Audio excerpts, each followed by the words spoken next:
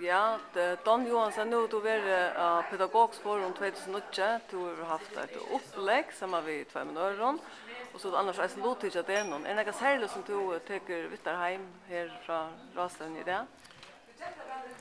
Ja, det är seriöst spännande. Jag känner ju inte till näkt till öch i förvägen som det var om därstannar. Men nu har vi finns en förhållsvitan på de bottnen som är färdiga i skolan. Ja, du är lärare så. Ja. Så det är ser relevant och jag det är näkt vad gå att teorier som saktans kan bruka. Ja, är det något så särskilt du vill ta fram eller några uppläggshållare någon eller några verkstad eller Ja, det här som Björk Sorgar hej från Kajsen. Det var hos man kan det vara effektiva fonter. Det var spännande. Det råkade vi att jag prövar. Ja. Tack för det. Tack för det, Götan.